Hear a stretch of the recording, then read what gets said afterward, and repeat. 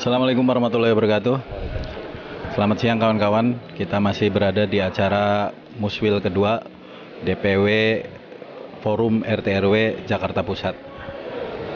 Hari ini saya bersama Ketua DPW Forum RT RW Jakarta Pusat yang masih menjabat. Mari kita tanya-tanya tentang acara ini kepada beliau dengan Bapak Pujo Pranyoto ya Pak.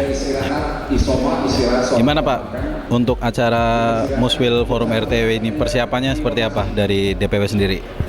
Kalau persiapannya ini maraton ya, karena memang betul kita masa bakti berakhir di 14 Oktober 2021. Karena pada saat itu pandemi, yang mana tidak ada kegiatan apapun, jadi yang sifatnya kumpul-kumpul itu dilarang, makanya kita perpanjang sampai dengan tanggal 16 Juli 2022. Ya, jadi persiapannya kurang lebih sekitar 2-3 bulan untuk melaksanakan Muswil yang kedua ini. Di maraton ya Pak ya? Ya. Untuk harapan Bapak sendiri dari acara Muswil ini apa Pak? Harapan saya dari Muswil ini mudah-mudahan berjalan baik dan lancar, dan ke depannya siapapun yang terpilih jadi ketua DPW-nya dapat melanjutkan program apa-apa yang belum terlaksana pada periode berikutnya. Untuk Muswil kali ini ada yang baru nggak Pak? Menurut informasi apakah ketua jabatan DPW tahun ini diperpanjang Pak jadi 4 tahun? Ya betul, jadi sesuai dengan anggaran dasar anggaran rumah tangga DPP bahwasanya ketua DPW untuk periode ke depan ini diperpanjang menjadi 4 tahun. Gitu. Untuk pengalaman Bapak sendiri, suka dukanya menjadi ketua DPW selama 3 tahun ke belakang gimana Pak? Kalau bicara sukanya mungkin belum dapat ya. Kalau dukanya karena kita waktu itu kan baru. Di tahun 2018 itu baru, jadi dukanya itu informasi ini harus sampai ke tingkatan RT RW yang paling bawah, ya, bahwasanya wadah forum RT RW ini sudah ada dan sudah terbentuk di tahun 2016. Di tahun 2016 ya Pak ya. Untuk PR-nya sendiri nih Pak, menurut Bapak di periode Bapak apa aja nih ya biar bisa digarap lagi di periode ke depan? PR kedepannya adalah informasi ini pembentukan di tingkat ranting. Jadi kemarin periode kemarin itu di tingkat cabang. Jadi 8 kecamatan sudah terbentuk dan PR kedepannya adalah tingkat ranting sampai dengan 44 kelurahan. Berarti ranting di kelurahan ya Pak. Ya. Untuk secara umum nih Pak, untuk terkait forum RT RW ini sebenarnya tujuan dibentuknya awal mulanya gimana Pak menurut Bapak? Tujuan dibentuknya forum RT ini awal mulanya kita ketahui bersama. Jadi awal mulanya sebenarnya dulu persoalan clue ya. Persoalan clue yang mana RT RW diharuskan melapor ke pihak PNBA itu sehari 3 kali. Jadi kayak minum obat. Jadi ini tidak sesuai dengan Pergub ya, Pergub RT RW, dan dari situ awal mula penolakan daripada clue sampai ada salah satu kawan ketua RW yaitu Pak Agus Iskandar istilahnya dipecat secara sepihak, bahwasanya seharusnya ketua RT ketua RW yang mencat itu adalah warga.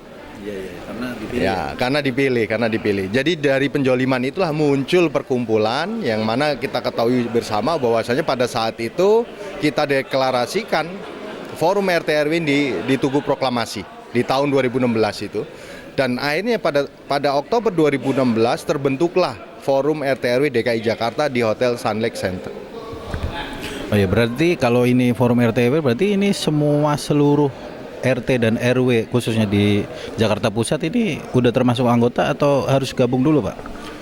Persoalannya tadi saya bilang, jadi nanti akan kita bentuk di tingkatan paling bawah ya, ranting-ranting di di kelurahan, dengan otomatis sendirinya pasti mereka akan mengikut di dalam forum RT RW ini.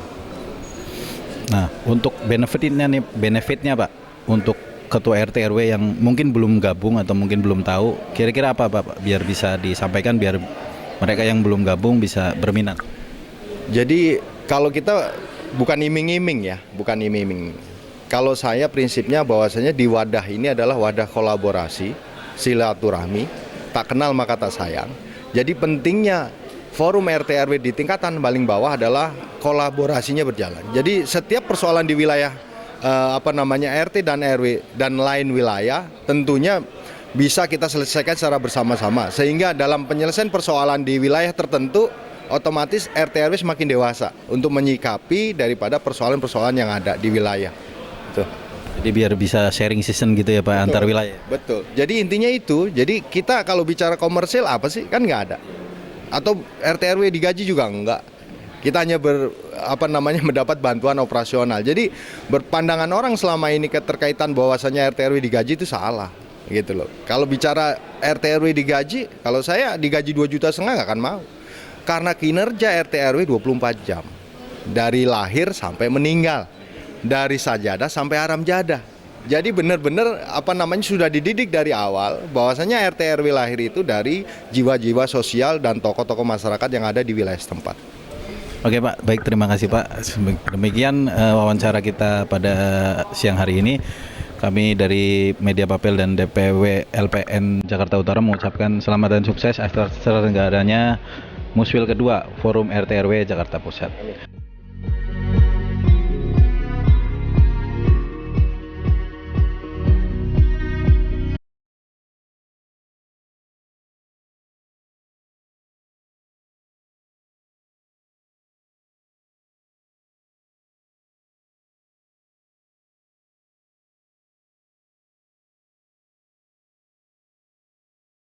Assalamualaikum warahmatullahi wabarakatuh. Alhamdulillah kita masih berada di acara musyawarah wilayah DPW Forum RT RW Jakarta Pusat. Kali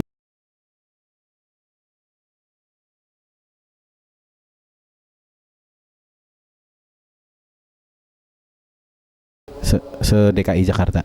Nah, mari kita bertanya sedikit. Oke Bang Art, pertanyaan pertama, untuk pandangan LPN sendiri terhadap adanya forum RT RW ini seperti apa Bang Art? Assalamualaikum warahmatullahi wabarakatuh.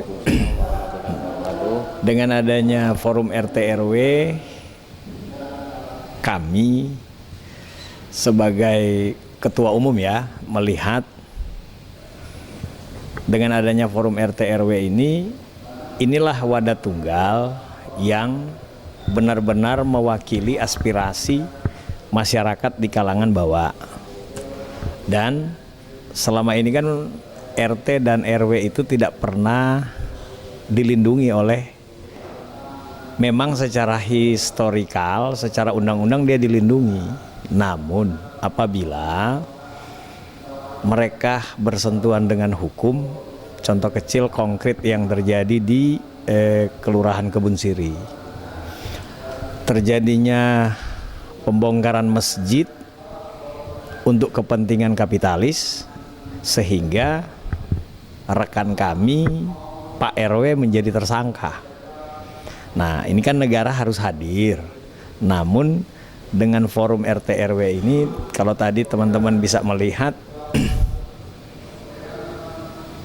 Wali Kota Jakarta Pusat menyatakan bahwasanya RT dan RW itu adalah anak tunggal. Nah, berarti harus ada payung hukum. Nah, kedua, dengan forum RT RW di Jakarta Pusat ini sudah 2 kali muswil. Nah, alhamdulillah wa syukurillah dengan forum RT RW ini lahirlah satu pergub yang tadinya RT itu masa baktinya 3 tahun, dengan lahirnya Pergub 22 sekarang itu menjadi 5 tahun. Nah, apa yang menjadi kendala selama ini, contoh kecil memberangusnya mafia tanah, mafia pembongkaran masjid dan sebagainya. Nah, inilah wadah tunggal yang untuk menyatukan antara hubungan komunikasi antara pemerintah dan masyarakat, khususnya RT dan RW. Wadah tunggal inilah yang harus mempunyai payung hukum yang baik dan benar, sehingga kalimat tadi pada saat pembukaan itu menyatakan ini adalah anak tunggal, ini harus ada payung hukum yang betul-betul mumpuni agar supaya tidak terjadi lagi hal-hal semacam ini, kira-kira. Kalau untuk menurut Bang Art nih, tantangan terbesar dari forum ini, RT RW ini, terkait Jakarta yang sudah tidak lagi menjadi IKN, yang sama-sama kita tahu akan pindah, itu gimana Bang Art? Kalau bagi kami forum RT RW dia mau pindah mau tidak, ini tetap Jakarta. Ibu kota negara mau pindah kemana, itu kan urusan pemerintah pusat. Namun kami sebagai forum, kami melihat sebagai forum RT RW itu nggak ngaruh. Kenapa tidak ngaruh? Dikarenakan elektabilitas forum RT RW tadi yang kita bahas. Ini adalah wadah tunggal dan inilah adalah media untuk menyatakan apa-apa yang harus diselesaikan di antara pemerintah dan masyarakat. Ada yang namanya RT dan RW. Jadi mau IKN itu mau pindah, warga Jakarta ya tetap Jakarta. Itu kira-kira. Untuk peran pemerintah kota sendiri gimana Bang Art? Menurut Bang Art terkait forum RT RW ini, sinergitasnya seperti apa? Alhamdulillahnya dengan adanya forum RT RW khususnya hari ini kita lihat kita bisa muswil di pemerintah, di gedung pemerintah, dan sangat-sangat antusiasnya antara pemerintah baik itu di kota, camat dan lurah sangat bersinergi sehingga kami bisa melaksanakan ini di Wali Kota Jakarta Pusat.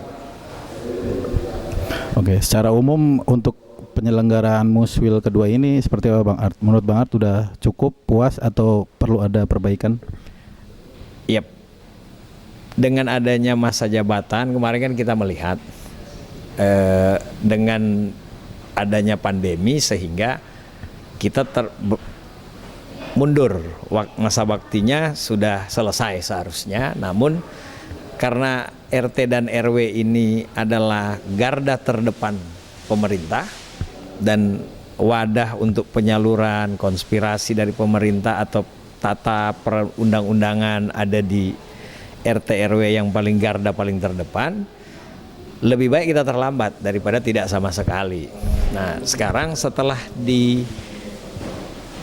terjadilah muswil hari ini, mudah-mudahan apa yang masa bakti zamannya Pak Pujo kemarin bisa lebih baik dari yang kemarin, khususnya di wilayah penegakan hukum bagi RT dan RW, karena payung hukumnya mereka ini apabila dia bersentuhan dengan hukum, mereka tidak punya payung hukum.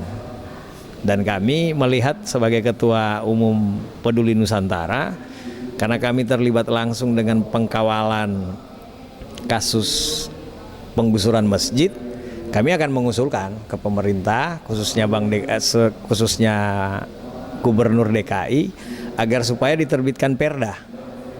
Perda ini untuk apa? Menaungi seluruh rekan-rekan RT dan RW yang membantu, karena mereka itu terpilih aklamasi secara sah dari kalangan masyarakat, dan mereka ini adalah tokoh-tokoh masyarakat sekalipun itu masih kalangan kecamatan dan kalangan kelurahan. Itu kira-kira. Terima kasih Bang Art atas waktu dan informasinya. Demikian kawan-kawan wawancara kita pada siang hari ini, kurang lebih